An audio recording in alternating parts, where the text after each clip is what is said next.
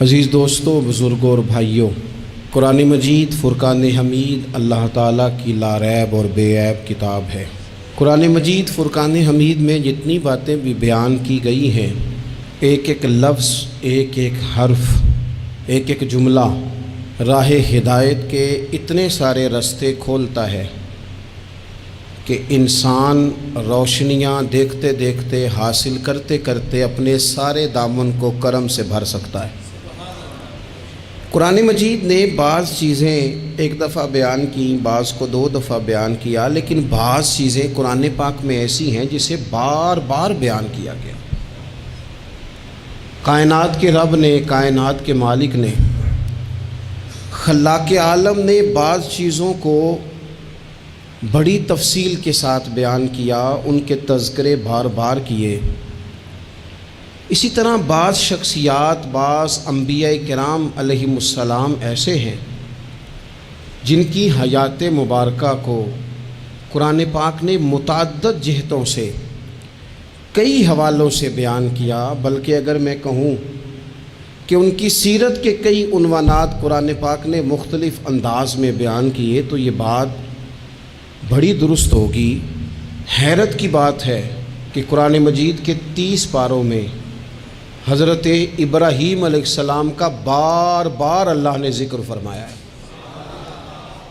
ان کی باتیں، ان کی گفتگو، ان کا مناظرہ، ان کا آگ میں جانا، ان کا اپنی قوم کو سمجھانا، حضرت ابراہیم کی جو رب نے آزمائش کی اس کا ذکر کرنا، 60 سے زیادہ آیات میں ان کا ذکر ہے، اور ایک پوری سورہ ابراہیم جناب ابراہیم کے نام کی قرآن پاک میں موجود ہے۔ حضرت ابراہیم علیہ السلام کا بیٹے کے لیے دعا مانگنا، پھر بیٹے کا پیدا ہونا، پھر بیٹے کا جوان ہونا، پھر اس بیٹے کا وادی غیر ذی زارعین میں اپنی ماں سمیت حضرت ابراہیم کا چھوڑ کے آنا، پھر اس بیٹے کا جوان ہونا، پھر اس کا ذبح ہونا، ہر چیز ہی قرآن نے بیان کی۔ پھر حضرت ابراہیم کا رب نے امتحان لیا، اس کا ذکر کیا۔ حضرت ابراہیم علیہ السلام نہ یہودی تھے نہ عیسائی تھے، وہ تو مسلمان تھے، ہر مشرک سے جدا تھے۔ بار بار قرآن پاک نے انہیں حنیف کہہ کے بیان کیا۔ اتنی باتیں بیان کی، اتنا ذکر کیا، اتنا حسن ہوا کہ جناب ابراہیم علیہ السلام کی محبت ہر قرآن مجید کو پڑھنے، سننے، ایمان رکھنے والے کے دل میں بیٹھتی گئی، اور پھر حد ہو گئی۔ رب کریم نے فرمایا وَاتَّخَذَ اللَّهُ إِبْرَاهِيمَ خَلِيلًا، فرمایا اللہ نے ابراہیم علیہ السلام کو اپنا گہرا دوست بنا لیا ہے۔ خلیل کا معنی اعلیٰ حضرت نے بیان کیا، گہرا دوست، گہرا۔ اور قربان جائیں میرے رسول کریم نے، آقا دو عالم نے، نبی رحمت نے، سرور سروراں، شاہ حسینہ آقا کریم صلی اللہ علیہ وسلم نے فرمایا لوگو، میں جو تمہارے سامنے موجود ہوں تو میں بھی حضرت ابراہیم کی دعا بن کے آیا ہوں۔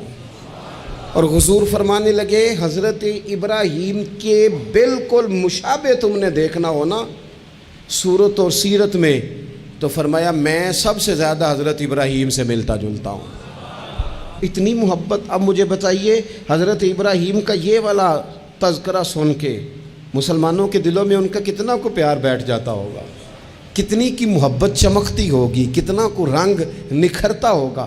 اور دل ہے کہ قرآن مجید پڑھنے والے کا دل، قرآن کو سمجھنے سیکھنے والے کا دل مائل ہو جاتا ہے حضرت ابراہیم کی طرف۔ ان کی باتیں، ان کے تذکرے، ان کی گفتگو اور ان کی سیرت کو بار بار پڑھنے کو جی چاہتا ہے، محو ہو جانے کو دل کرتا ہے۔ اتنا اللہ نے حضرت ابراہیم سے پیار فرمایا ہے، اور متعدد مقامات پر ان کے تذکرے قرآن پاک میں موجود ہیں۔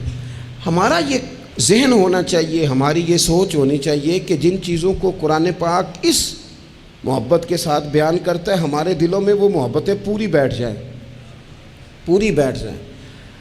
ہمارے ہاں مزاج کچھ عرصے سے بنا ہے کہ لوگ کوئی ایسا نام بچے کا رکھنا چاہتے ہیں جو پہلے کسی کا نہ ہو، بڑے بڑے نام ڈھونڈ کے لاتے ہیں، ان کے معنی پوچھتے ہیں، بڑا گہرا جا کے وہ سفر کرتے ہیں اور کوئی خاص نام رکھنا چاہتے ہیں۔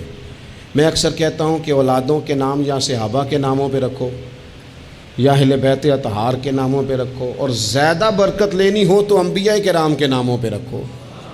تھوڑا سا پیچھے جائیں، آپ تھوڑا سا پیچھے، تو ہمارے کتنے بزرگوں کا نام ابراہیم ہوتا تھا، کتنوں کا اسماعیل ہوتا تھا، کتنوں کا اسحاق ہوتا تھا۔ یہ کتنے ذوق والے لوگ تھے کہ انہوں نے ان تذکروں سے محبت کی، ان ناموں سے پیار کیا، ان ناموں کو انہوں نے حرز جاں بنایا۔ میں آپ کو ذاتی بات بتاتا ہوں، ایک دفعہ مجھ سے کسی نے نام پوچھا تو میں نے کہا کہ بچی کا نام ہاجرہ رکھ لو۔ کہنے لگے یہ تو بزرگ عورتوں کا نام ہوتا ہے، تو میں نے کہا رکھ لو، یہ بھی بزرگ ہو ہی جائے گی ایک دن۔ بھائی بچی نہیں بزرگ ہونا ہے نا، لیکن وہ مطلب یہ تو بزرگوں کے نام ہے، یہ تو وڈیرے والا نام ہے۔ تو میں نے کہا کہ آپ دعا کریں نا کہ اللہ تعالیٰ اسے جوان بھی کرے، پھر عمر لمبی دے، وہ وقت بھی آئے کہ جس میں لوگ اسے بزرگ بھی کہیں۔ ان ناموں کو اب ہم نے کیا نام سمجھ لیا ہے کہ یہ تو وہ بزرگوں کے نام ہیں۔ ان لوگوں کی دلچسپیاں، ان لوگوں کا پیار ہماری طبیعت میں۔ حضرت ابراہیم علیہ السلام نے نا اپنی ساری حیات مبارکہ لوگوں کو دین کا صحیح سبق پڑھاتے گزاری۔ عقائد جو ہوتے ہیں نا، ان کی پختگی انسان کو پختہ کرتی ہے۔ جب تک لوگ نظریاتی طور پر پختہ نہیں نہ ہوتے، وہ زندگی میں کسی شعبے میں بھی مومن بن کے وقت نہیں گزار سکتے۔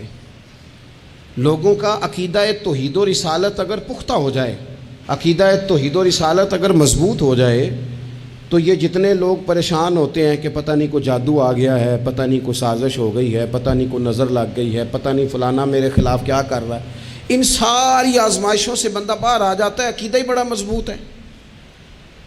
اور جب انسان ڈرنے لگ جاتا ہے سانپ سے، تو پھر ایک وقت آتا ہے وہ رسیوں سے بھی ڈرتا ہے۔ حضرت ابراہیم علیہ السلام ہو یا جتنے بھی انبیاء کرام گزرے ہیں، یا جتنے بھی ہمارے پاس آسمانی وحی کی تبلیغ کرنے والے نبی گزرے ہیں، ان سب نے عقیدہ توحید کی مضبوطی لوگوں کو سکھائی۔ کچھ عرصے سے لبرل لوگوں نے اور بعض دین بیزار لوگوں نے اس طرح کر کے دین بیان کرنا شروع کیا ہے کہ ایک پورا فتنہ دنیا کے اندر آ گیا ہے۔ وہ فتنہ کون سا ہے؟ عقل کو زیادہ استعمال کرنے کا فتنہ، کہ یہ چیز میری عقل نہیں مانتی لہذا میں قبول نہیں کرتا۔ وہ لوگ پھر آہستہ آہستہ دور نکل جاتے ہیں۔ دین اسلام روحانی دین ہے، تو بعض عقلی دلائل جن سے بندے کو پوری طور پر سمجھایا جا سکے، سکھایا جا سکے، حضرت ابراہیم علیہ السلام ان کا بار بار بیان فرماتے ہیں۔ دیکھیں، رب وہ ہوتا ہے جو حی بھی ہو، قیوم بھی ہو۔ رب کی شان یہ ہے نہ اسے نیند آتی ہے نہ اسے اونگ آتی ہے۔ رب کی شان یہ ہے کہ وہ ہر وقت، ہر لمحہ، ہر گھڑی اپنے بندوں کو دیکھتا ہے۔ وہ ہر ایک کی ضروریات سے آگاہ ہے، کسی کو کتنا چاہیے، کب چاہیے، کیا چاہیے، مالک ہر وقت جانتا ہے۔ اللہ تبارک و تعالیٰ اپنے بندے کے سکھ سے، دکھ سے، آزمائش سے، امتحان سے، کامیابی سے، ہر چیز سے آگاہ ہے۔ تو رب ہو بھی وہی سکتا ہے کہ جو اتنی طاقتوں کا مالک ہو۔ حضرت ابراہیم علیہ السلام کے زمانہ مبارکہ میں نا کچھ لوگ ایسے تھے جو چاند کی پوجا کرتے تھے، کچھ سورج کی پوجا کرتے تھے، کچھ ستاروں کی پوجا کرتے تھے۔ اللہ کا قرآن کہتا ہے کہ فلما جن علیہ اللیل، جب حضرت ابراہیم علیہ السلام پر رات کا اندھیرا چھا گیا نا، تو رآ کوکبا، انہوں نے نا تارا دیکھا، قال ھذا ربی، ستارہ دیکھ کے کہنے لگے اسے میرا رب کہتے ہو؟ کیا یہ رب ہے؟ فلما افلا، پس جب وہ ڈوب گیا، قالا لا احب الآفلین، کہنے لگے میں ڈوبنے والوں کو پسند نہیں کرتا۔ چمکتا ستارہ تم نے اسے خدا کہا، اور جب وہ ڈوب گیا تو فرمانے لگے یہ بھی کوئی رب ہو سکتا ہے جو شام کو چڑھے اور سویرے ہو ہی نہ، یہ کیسے رب ہو سکتا ہے؟ جب وہ چڑھا ستارہ تو فرمایا اسے میرا رب کہتے ہو، جب ڈوب گیا تو فرمایا میں ڈوبنے والا، میری سوچ بڑی ہے، میرا معیار بڑا ہے، میں ڈوبنے والوں کو مانا، اسے کیسے خدا مان لوں جو ڈوب ہی جائے؟ پھر کیا ہوا؟ فلما رأى القمر، پھر انہوں نے چاند دیکھا، بازیگن چمکتا ہوا، قال ھذا ربی، کہنے لگے اسے میرا رب کہتے ہو؟ فلما افلا، پھر وہ بھی ڈوب گیا، چاند بھی ڈوب گیا، قال لئن لم یہدنی ربی لأکونن من القوم الضالین، فرمانے لگے اگر میرا رب مجھے پہلے سے ہدایت نہ دیتا تو میں بھی گمراہ لوگوں میں سے ہو جاتا۔ وہ چاند جو رات کو چڑھا اور سویرے ملا ہی نہیں، وہ کیسے خدا ہو سکتا ہے؟ خدا تو وہ ہے کہ جس کو جب پکارو وہ پکار کو سنے، وہ میدان میں بھی سنے، وہ گھر میں بھی سنے، وہ اندھیرے میں بھی سنے، وہ روشنی میں بھی سنے۔ وہ ایسا مالک ہے کہ جس کا دیا ہوا رزق ماں کے پیٹ میں بھی پہنچے اور اس کی دی ہوئی زندگی قبر میں بھی بندے کے ساتھ چلی جائے، قبر کے اندر بھی بندہ اٹھ کے بیٹھ جائے خدا کی دی ہوئی توفیق سے، وہ رب ہے۔ پھر جب سورج کو چمکتے ہوئے انہوں نے دیکھا، قال ھذا ربی ھذا اکبر، کہنے لگے کیا اسے میرا رب کہتے؟ یہ تو بڑا بھی ہے، سورج تو بہت بڑا ہے، اسے رب کہتے ہو؟ فلما افلت، پس جب وہ بھی غروب ہو گیا، قال یا قومی انی بریء مما تشرکون، فرمانے لگے لوگو میں بری ہوں اس سے جو تم رب کے ساتھ شریک ٹھہراتے ہو، میں ان سب سے بری ہوں۔ تو آپ پھر کیا ہیں؟ کہنے لگے انی وجہت وجہی للذی فطر السماوات والارض حنیفا وما انا من المشرکین، کہنے لگے میں نے ہر باطل سے جدا ہو کے اپنا منہ اس رب کی طرف کر لیا ہے جو زمین و آسمان کو پیدا کرنے والا ہے، اور میں مشرکوں میں سے نہیں ہوں۔ میں نے اپنا منہ اپنے رب کی جانب کیا، میں نے اپنی توجہ اس طرف کی ہے جو زمین و آسمان کو پیدا کرنے والا ہے۔ تو حضرت ابراہیم علیہ السلام بار بار اپنی قوم کو نشاندہی کرتے، بتاتے کہ یہ جن چیزوں کو تم رب مانتے ہو یہ اس قابل نہیں ہیں، اور آپ نے اس کے کئی مظاہر بیان کیے۔ کئی آپ نے ان سے کہا کہ ان بتوں کی پوجا کرتے ہو جو نہ نفع دے نہ نقصان دے، ان کے سامنے جھکتے ہو، نہ تمہاری آواز سنے نہ بات سنے۔ دنیا میں ڈھیر ساری بت پرستی ہے آج بھی، اور مسلمانوں کو حاجت ہے کہ وہ قرآن مجید کی آیات کو یاد کریں، حضرت ابراہیم علیہ السلام کے ان دلائل توحید کو وہ ازبر کریں۔ اقبال کہنے لگے کہ اگرچہ بت ہیں جماعت کی آستینوں میں، مجھے ہے حکم اذاں لا الہ الا اللہ، اور کہنے لگے یہ دور اپنے ابراہیم کی تلاش میں ہے، صنم کدا ہے جہاں لا الہ الا اللہ، اور بہار ہو کہ خزاں لا الہ الا اللہ۔ ہر مقام پر عقیدہ توحید کو بیان کرنے کی حاجت ہے، اس حوالے سے کہ پوری دنیا میں تیزی کے ساتھ وہ لوگ جو صرف اور صرف اور اپنی عقل کی بنیاد پر چیزوں کو سمجھنا چاہتے ہیں، وہی کی بنیاد پر نہیں، معاذ اللہ۔ وہ دیکھ لیں آپ جگہ جگہ بت پرستی ہو رہی ہے، اور بڑے بڑے پڑھے لکھے لوگ، میں نے میلاد شریف کے موقع پر دوستوں سے کہا تھا کہ ایسا نہیں ہے کہ وہ لوگ پڑھے لکھے نہیں، بڑے بڑے پڑھے لکھے پی ایچ ڈی اسکالر، بڑے بڑے ایم فل کے مقالے لکھنے والے، ماسٹر کی ڈگریاں رکھنے والے ایسے بیوقوف ہیں کہ خود جا کے کہتے ہیں بت خانے میں معاذ اللہ کہ ایک بت دے دو، رنگ یہ والا ہو، وزن اتنا کو ہو، جگہ اتنی ہے، اتنی کو جگہ پہ پھیٹا آ جائے، اور پھر وہ گھر لے کے جاتے ہیں تو مرمت کرانے بھی لاتے ہیں، کہتے ہیں آنکھ نکل گئی دوبارہ لگا دو۔ کیسے بیوقوف ہو، اس کو معاذ اللہ خدا بنائے ہوئے ہو، جس کے بارے میں تمہارا یہ گمان ہے کہ یہ ہمارا رب ہے معاذ اللہ، اور تم اس کو مرمت کرانے لائے ہوئے ہو، اس کا رنگ اتر گیا اور رنگ کرانے لائے ہوئے ہو۔ میں آپ یقین کریں کبھی کبھی محو حیرت ہو جاتا ہوں، میں سوچتا ہوں ہم لوگوں کو محنت کر کے دین حاصل کرنا پڑتا تو بڑا مشکل تھا۔ بڑے بڑے پڑھے لکھوں کی عقلوں پہ پردے پڑے ہوئے ہیں، یہ تو خدا نے رحمت کی ہے، پیدا ہی اس ماں کی گود میں ہوئے ہیں جس نے پیدا ہوتے ہی کہا بیٹا پڑھو بالغ الغلا بکمالہ کشفت دجا بجمالہ حسنت جمیع خصالہ صلو علیہ وآلہ۔ ہمارے ہاں تو لوریاں ہی حضور کی نعتوں کی، اللہ تبارک و تعالیٰ کی توحید کی ملی، اس پر سجدہ شکر ادا کرنا چاہیے، ورنہ بڑے بڑے سمجھدار کہلانے والے لوگ اڑے ہوئے۔ تو حضرت ابراہیم خلیل اللہ علیہ السلام کو اللہ تبارک و تعالیٰ نے بڑی عظمتوں، رفعتوں، بلندیوں اور شانوں کے ساتھ مالا مال فرمایا، چونکہ ان کا اتنا زیادہ ذکر ہے قرآن پاک کے اندر، احادیث صحیحہ کے اندر، حضور کے مقدس فرامین کے اندر۔ تو حضرت ابراہیم علیہ السلام کی سیرت مبارکہ ہمیں سیکھنی چاہیے۔ ایک تو قرآن مجید جو ہمیں ان کے تذکرے سناتا ہے، بتاتا ہے، اس پر ہمیں توجہ دینی چاہیے، اور ایک یہ کہ دیکھنا چاہیے کس چیز کے اوپر زیادہ ان کا مزاج تھا۔ تو حضرت ابراہیم علیہ السلام کی زندگی میں ایک بات بڑی خاص ہے، وہ یہ ہے کہ ان کا توکل بڑا مضبوط تھا، بھروسہ بڑا مضبوط تھا۔ ہمارے ہاں ٹوٹتے بکھرتے لوگوں کے خیالات، اور جس چیز سے سب سے زیادہ لوگ پیچھے ہٹتے جا رہے ہیں معاذ اللہ تعالیٰ، وہ یقین کی کمزوری ہے، عدم اعتماد. یعنی آپ نے سوٹ پہن لیا ہے، آپ نے اپنی مرضی کا رنگ پسند کیا ہے، آپ نے اپنی مرضی کے درزی سے سلوایا ہے، آپ نے اپنے طریقے سے اسے استعمال کیا ہے، لیکن پھر بھی آپ چاہتے ہیں کہ ہر بندہ کہے بڑا اچھا لگ رہا ہے، جب تک 100 بندہ نہ کہے طبیعت مطمئن ہی نہیں. سارے نہ جب تک کہے مان، کسی ایک نے کوئی بات کر دی تو جناب ہو سیانا بیانا نوجوان پڑھا لکھا وہ کہتا ہے پتہ کرو میں ٹھیک نہیں لگ رہا. تو آپ چھوڑ دیں، اتنے کمزور ہو جائیں گے آپ. یہی حال اللہ ماشاءاللہ خواتین کا ہے. اس طرح تو انسان دن بدن کمزور ہوتا ہے. 95 لوگوں نے آپ کی تعریف کی، 4-5 لوگوں نے تنقید کر دی، تو اتنوں کو تو کرنی بھی چاہیے تھی. اگر نہ کرتے تو نظر لگ جاتی. 2-4 تو ویسے بھی ہونے چاہیے، تبھی تو انسان جچتا نظر آتا ہے. تو میرے بھائی اتنا زیادہ جو لوگ کمزور پڑ جاتے ہیں، توکل سے نکل آتے ہیں، اور پھر ذرا حالات خراب ہوئے نہیں، ذرا ساری زندگی میٹھا کھانے کو ملا، بڑے خوش تھے، بڑے اچھے تھے، لیکن اس میٹھے میں سے ایک بادام کڑوا نکل آیا، صرف ایک بادام، تو کیا آپ اس سارے میٹھے کو ہی غلط کہہ دیں گے؟ بھئی نکل ہی آتا ہے، کبھی کچھ ایسا ہو بھی جاتا ہے، نہ چاہتے بھی ہو جاتا ہے، موڈ خراب کر لیں گے آپ، حد کر دیں گے. میں ایک دفعہ ایک ہوٹل میں تھا، دوستوں کے ساتھ کھانے کے لیے انہوں نے پیغام دیا،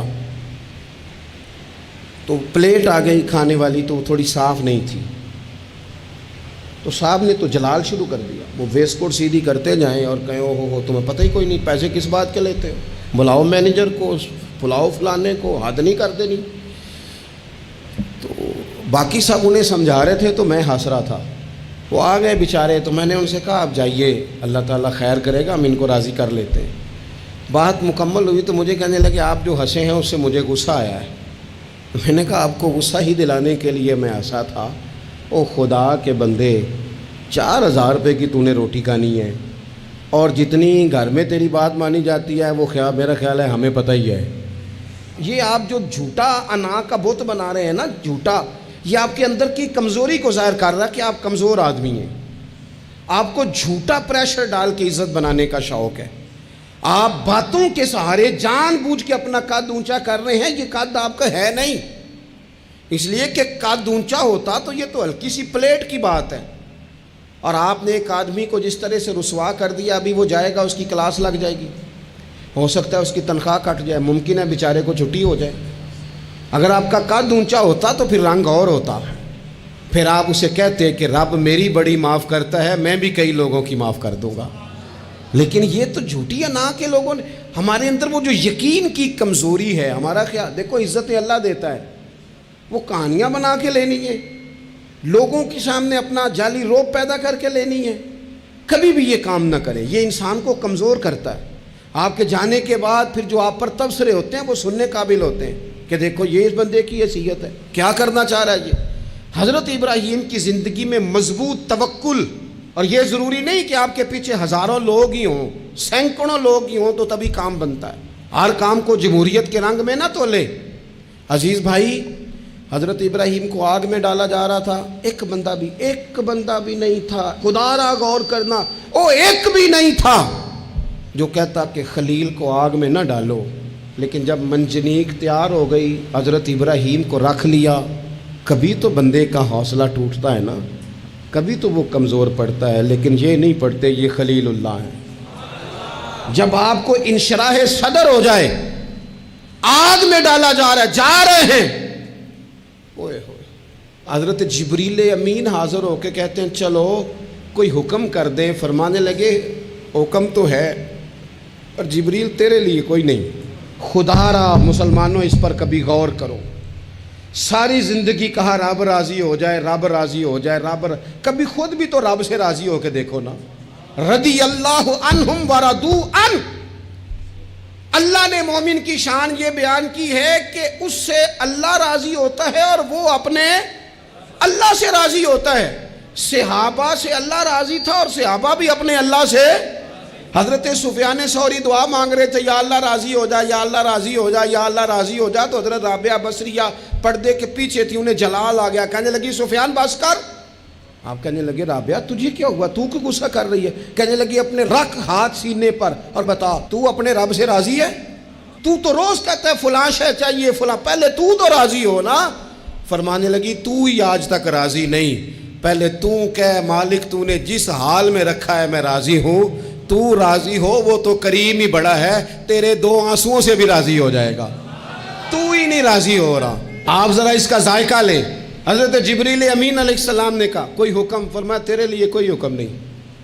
تو حضرت جبریل عرض کرتے ہیں، حضرت جبریل عرض کرتے ہیں پھر اے خلیل آپ رب سے ہی عرض کر لیں، دعا کر لیں، وہ تو کریم ہے، ابھی بارش برسائے گا، یہ آگ گئی، کوئی انتظام فرما کریں دعا۔ کبھی تو راضی رہیں نا ہم رب کی تقسیم پر، کبھی تو ٹھہرے نا کہ ٹھیک ہے دکھ قبول محمد بخشا، اوے راضی رہن پیارے، او کبھی تو کہے نا کہ جے سونا ہی میرے دکھ وچ راضی، پھر میں سکھ نو چلے ڈاواں۔ کبھی تو کہے نا اگر اس نے بیمار کیا تو قبول ہے مجھے بیماری، اگر اس نے غریبی دی ہے تو قبول ہے، اگر نہیں اس نے اولاد دی تو قبول ہے، کبھی تو راضی ہونا۔ حضرت ابراہیم سے جناب جبریل نے کہا اللہ سے دعا کر لیں، تو پلٹ کے دیکھا حضرت خلیل نے، ان کو منجنیق میں رکھا گیا ہے، آگ میں ڈالے جا رہے ہیں، اللہ سے دعا کر لیں، تو پلٹ کے دیکھا سامنے آگ ہے، آسمان سے باتیں کر رہی ہے۔ حضرت ابراہیم پلٹ کے کہنے لگے جبریل تو بتا، رب کو پتہ نہیں اس کا خلیل کس حال میں ہے، اسے پتہ ہے کہ نہیں؟ تو حضرت جبریل ہر پیغمبر کی بارگاہ میں حاضر ہونے والے عرض کرنے لگے ہاں اسے تو پتہ ہے۔ کہنے لگے جا پھر، اگر رب کی رضا یہ ہے نا کہ خلیل آگ میں جائے تو خلیل پورا تیار ہے جانے کے لیے، ہماری تیاری ہے، پوری تیاری ہے، جس حال میں وہ چاہتا ہے ہم اس حال میں رہنے کو تیار ہیں۔ وہ دکھ قبول نے محمد بخشا، بس دعا کرو راضی رہن پیارے۔ اگر وہ اس حال میں راضی رکھنا چاہتا ہے تو شکوہ کس بات، شکایت کس بات؟ ٹھیک ہے، اگر وہ چاہتا ہے کہ ہم آگ میں جائیں تو کر لی ہے نا ہم نے تیاری ہے ہماری، تیار ہیں جانے کو، ختم ہو گئی بات۔ میرے عزیز کبھی رب چاہی زندگی جی کے دیکھو، جو رب چاہی زندگی جیتے ہیں پھر رب کہتا ہے میں انہیں دوست بنایا کرتا ہوں، پھر انہیں میں دوست بناتا ہوں، پھر ان کے تذکرے قائم رہتے ہیں۔ حضرت ابراہیم علیہ السلام نے ہمیں توکل کا، اللہ کی رضا پہ راضی رہنے کا سبق دیا۔ زیادہ باتیں کرنے کا وقت نہیں بچتا، ارادہ ہوتا ہے کوئی زیادہ آپ سے گفتگو کی جا سکے، پر دامن وقت میں گنجائش تھوڑی ہوتی ہے، 2-4 باتیں رہ گئی ہیں، جلدی سے عرض کرتا ہوں۔ نبی پاک صلی اللہ تعالیٰ علیہ وسلم نے فرمایا، اور امام ابو نعیم نے اس کو لکھا ہے کہ اللہ تعالیٰ نے حضرت ابراہیم کو وحی فرمائی تھی کہ اے میرے خلیل آپ نے حسن اخلاق کا مظاہرہ کرنا ہے چاہے آپ کے سامنے کوئی بھی ہو، اور فرمایا رب کریم نے کہ اگر لوگ حسن اخلاق کا مظاہرہ کریں گے تو اے خلیل میں انہیں ابرار کے زمرے میں، نیکوں کے زمرے میں داخل کر لوں گا، اور فرمایا بے شک حسن اخلاق والوں کے بارے میں میں نے یہ حکم جاری کر دیا ہے کہ جو لوگ دنیا میں اچھے اخلاق کا مظاہرہ کریں گے اے میرے خلیل قیامت کے دن میں انہیں اپنے عرش کا سایہ عطا کروں گا۔ حضور فرماتے ہیں رب نے حکم دیا حضرت ابراہیم کا کہ سامنے کوئی بھی ہو آپ کا اخلاقی رویہ کبھی بھی کمزور نہیں ہونا چاہیے۔ ہم نہ بندہ دیکھ کے اخلاق کا مظاہرہ کرتے ہیں۔ میں کسی آفیسر کے پاس چلا جاتا ہوں، ایک دیندار آدمی سمجھ کے اس نے میری عزت کی، اچھی بات ہے، کسی کو ضعیف سمجھ کے اس نے عزت کر لی، اچھی بات ہے، اس کے گھر کا کوئی بڑا آ گیا اس نے عزت کی، اچھی بات ہے، لیکن 2-4 جاننے والوں کے ساتھ اس نے اخلاق کا مظاہرہ کیا۔ لیکن اگر ایک غریب آدمی آ گیا اس کے سامنے اور اس نے کہا کہ آپ اس وقت ہی آ گئے، چھٹی کا ٹائم ہو گیا ہے، کھڑا کیے رکھا، بات ہی نہیں سنی، تو اب یہ بندہ با اخلاق نہیں، یہ تعلق نبھا رہا ہے، اخلاق کا مظاہرہ نہیں کہا۔ وہ مجھے کیوں با اخلاق لگا، آپ میں سے کچھ لوگوں کو کیوں لگا کہ ہمارا تعلق تھا۔ جو اخلاق والے لوگ ہوتے ہیں نا ان کا مزاج اخلاق والا ہوتا ہے، وہ جو کوئی جاننے والا ہو یا نہ جاننے والا ہو، امیر ہو یا غریب ہو، اپنا ہو یا بیگانہ ہو، وہ چونکہ بندے با اخلاق ہوتے ہیں تو ان کا رویہ سب کے ساتھ ہی، حتیٰ کہ دروازے پہ جو خیرات لینے آئے اس کے ساتھ بھی ان کا رویہ اخلاق والا ہی ہوتا ہے۔ حضور فرماتے رب نے حضرت ابراہیم سے کہا کہ سامنے کوئی بھی ہو اے میرے خلیل آپ نے ہمیشہ مظاہرہ اخلاق کا ہی کرنا ہے، حضرت ابراہیم علیہ السلام کی زندگی میں ایک بات اور بہت زیادہ تھی، وہ تھا مقام تسلیم و رضا، ہر وقت بات ماننا، اپنے رب کی رضا کی ہر بات۔ ایک لفظ آپ بڑے ذوق سے پڑھا کرتے تھے، حسبنا اللہ و نعم الوکیل، کہتے تھے میرا رب ہی میرے لیے کافی ہے اور وہ بڑا ہی کارساز ہے، میں نے اپنے مالک کی ہر بات کو ماننا ہے۔ اللہ نے جو والا حکم حضرت خلیل کو دیا نا، اسے سونا کر کے صحیح کر کے۔ ہمارے ایک استاد تھے، وہ کہا کرتے تھے اپنے شاگردوں کو، کہتے تھے پتر لولے لنگڑے کام نہ کریا کرو۔ استاد جی کیا مطلب؟ وہ کہتے تھے کام تانگ ہو کے بھی ہو ہی جاتا ہے اور خوش ہو کے بھی ہو ہی جاتا ہے، چہرے پہ شکن ڈال کے بھی ہو جاتا ہے، راضی ہو کے بھی ہو، استاد کو ستا کے بھی سبق سنائی دینا ہے اور خوش ہو کے بھی، تیاری کر کے بھی۔ والد کی بات ماننی ہے، اماں نے کام پہ بھیجا مان تو لینا ہی ہے، لیکن پہلے کہنا ہے آپ بڑے کو کہتے نہیں، ساری ذمہ داریاں میری ہیں، ہر بوجھ میرے اوپر ہے، ڈیوٹیاں ساری میں نے ہی کرنی ہیں، فلانا ایسے ہے فلانا ایسے ہے۔ میں نے خانقاہوں آستانوں پہ شاگردوں میں دیکھا ہے، لوگ شرطیں رکھ کے فرما برداری کرتے ہیں، شرطیں رکھ کے کہتے ہیں پہلے میری مرضی کے مطابق نظام ہو تو پھر میں آستانے کا استاد خانے کا فرما بردار ہوں، کیونکہ میری مرضی کا نہیں لہٰذا میں فرما بردار۔ یہ لولا لنگڑا نظام ہے۔ جو نظام ہوتا ہے تسلیم و رضا کا، اس میں بندہ بس کام جو کرتا ہے تو ہنس ہنس کے کر لیتا ہے، پھر بڑا تھکاوٹ والا کام بھی ہو بندہ ہنس ہنس کے کرے تو اسے وہ کام بوجھ محسوس نہیں ہوتا، اس کو صحیح کر کے کریں۔ حضرت ابراہیم کی زندگی مقام تسلیم و رضا والی۔ تیسری بات، حضرت ابراہیم علیہ السلام کی زندگی میں جو بہت زیادہ ہے نا، وہ پتہ کیا ہے؟ حضرت ابراہیم مہمان نواز بڑے تھے، سخی بڑے تھے۔ حضرت ابراہیم علیہ السلام کے بارے میں نبی پاک صلی اللہ تعالیٰ علیہ وسلم نے فرمایا، سب سے پہلے جس بندے نے کسی کی مہمان نوازی کی تھی نا، وہ حضرت ابراہیم علیہ السلام ہے۔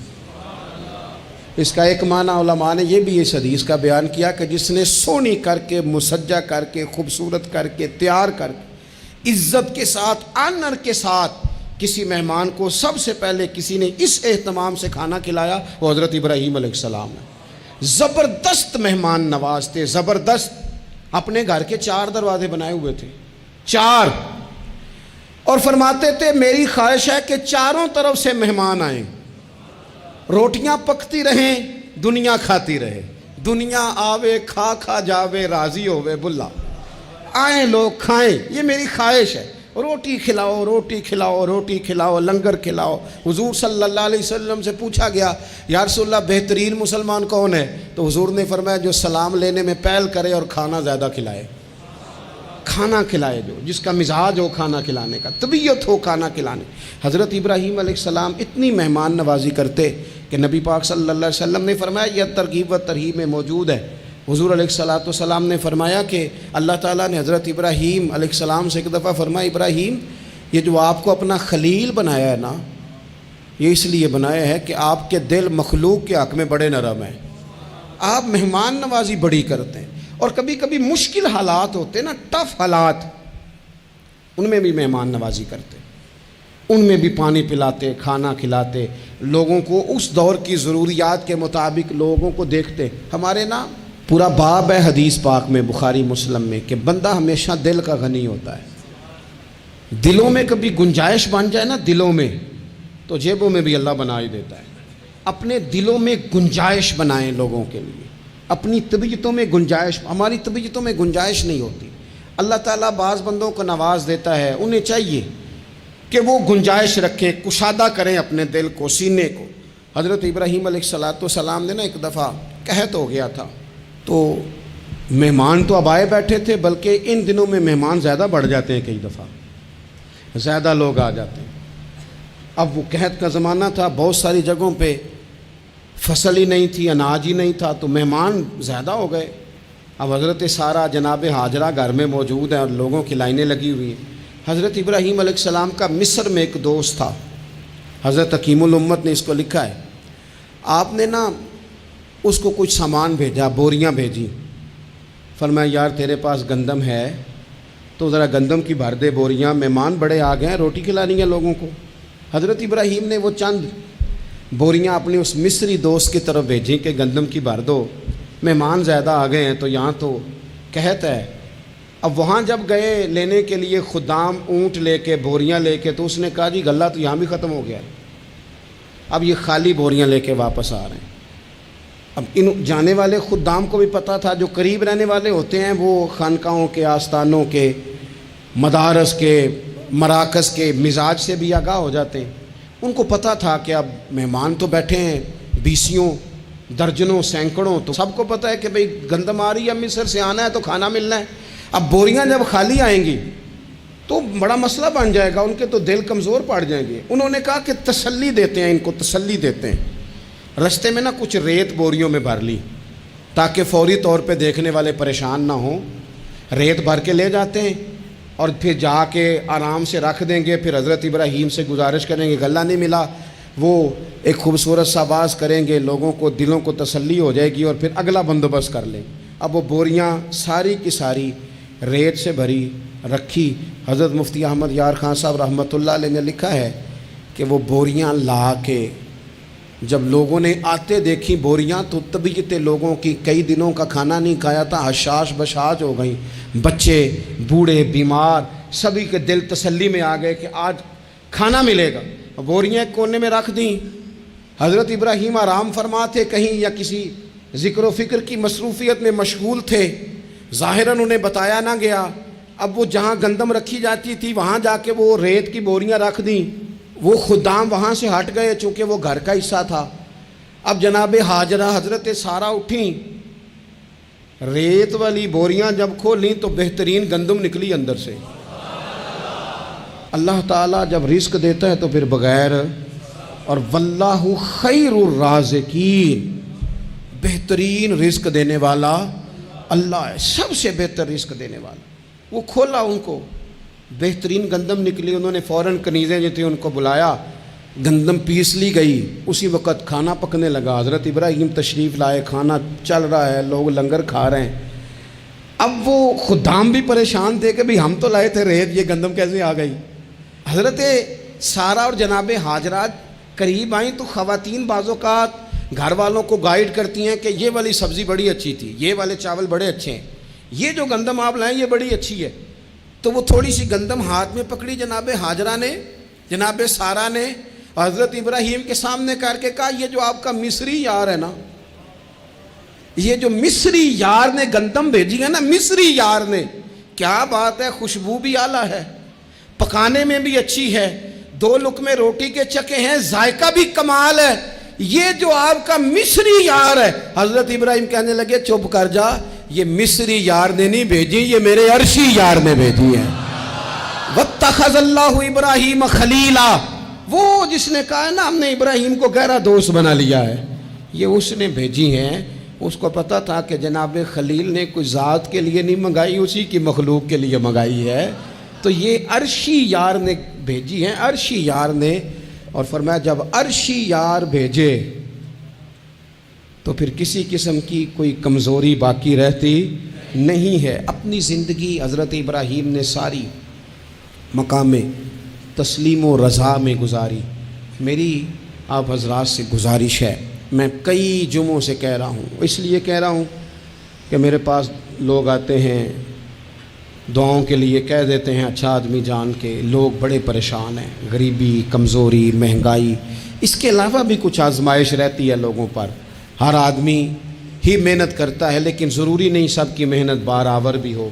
अल्लाह ताला ने बाज़ लोगों को बाज़ का ज़रिया बनाया होता है, दिलों को कभी तंग ना करें, तबीयतों में कभी तंगी पैदा ना करें। और सबसे ज़रूरी बात जो इस सारी गुफ्तगू के बाद आपसे अर्ज़ करनी है, दुनियादारों से उम्मीदें ना लगाएं। गरीबों से, कमज़ोरों से अर्ज़ करूँगा कि उम्मीदें, ज़रिया दुनियादार बनेंगे लेकिन वो भी जब रब चाहेगा। अपनी उम्मीदें अपने रब करीम से वाबस्ता करें, इसलिए कि रब जब बंदोबस्त करता है तो फिर बग़ैर हिसाब किताब भी करता है, वो सबसे बेहतरीन एहतमाम करता है। अपनी सारी आरज़ुओं का, सारी उम्मीदों का, सारी ख्वाहिशात का मस्कन अपने मालिक की ज़ात गिरामी को बनाएं। अल्लाह तबारक व तआला जब अपने बंदों को नवाजेगा تو بڑے کرم سے، بڑے فضل سے، بڑی عطا سے نوازے گا۔ اللہ کریم ہمارے لیے عمل کا رستہ آسان کرے۔ آخر دعوایا ان الحمد للہ رب العالمین۔